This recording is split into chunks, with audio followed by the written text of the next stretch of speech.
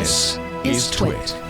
Beto O'Rourke, former Texas congressman, has announced his candidacy for president in 2020 and must be, I think surely is, the first U.S. presidential candidate to have been a member of a hacker group as a teenager. It was great. It was just like, my goodness, we might finally get a congressperson who knows what the hell Not only does he know about. tech, he can hack your mom. Yeah. So what is the cult of the dead cow?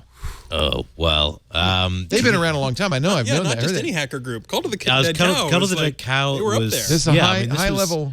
They weren't bad guys. They were hacktivists, right? It was political. Right? Yeah. Like But anonymous before anonymous. I mean, they got their name because they were originally set up in a former slaughterhouse in Texas and grew up in the mid-1980s when things were really just getting off the ground. And the fact that these people have been involved with this that long, you know, mid-80s, this was a couple of years after IBM brought out its first PC and Apple brought out its. They developed Back Orifice, which was a hacking Back tool. Orifice. I remember that. That was them. Yeah, that was them.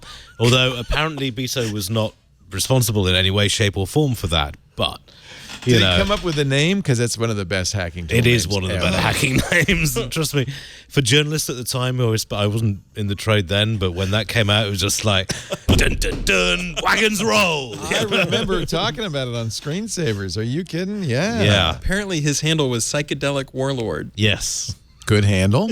You know? Good hand. I could see that on a bumper sticker. Psychedelic Warlord 2020. Yeah, oh boy. But at the same time, so many members of the Cult of the Dead Cow have actually now become mainstream technologists, and this is the way the industry works. I mean, Steve Wozniak and Jobs they were ran selling blue boxes. They were selling blue boxes. Gates was dumpster diving. Michael Dell was dumpster diving. There's a long tradition of this sort of getting involved with the slightly seamier end of things. And before to going me, legit. the real bona fides come from the fact that he ran a BBS on his Apple IIe with a 300 baud modem called Taco Land, which was a punk music BBS. That's street cred. Yeah. You know, I think that shows he does know technology. Is it going to be an issue, though, with the electorate? Is this something that opponents could use against? What if he's running against Mr. Grab Them by the Pussy? That would be a tough one. The good news is he's not the 400-pound hacker in your mom's basement. No. But hacker is not a word you want to have attached to a presidential candidate in most cases. You know, or maybe times have changed. Maybe it's a That new it was world. con man. Maybe hackers did that. I was going to say, I'm sorry if you've got the current supporters of the current incumbent in the White House getting on someone's back about being a hacker, you've really got a skewed sense of priorities. I don't. I think. Frank, I think, being in a hacker group in the 1980s is probably the least of Beto O'Rourke's problems. I mean, in 6 years in Congress, he didn't really do anything productive.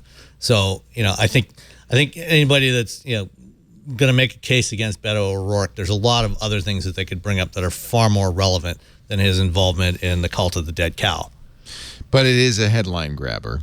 Oh, yeah. And I think a lot of Americans would be kind of nervous when they heard that. Right? I don't know. I think certainly maybe a lot of older Americans, but I think the new generation. The people who are going to be nervous about it millennials aren't going to vote for somebody like Beto O'Rourke anyway. Yeah. Okay. I mean, good for millennials.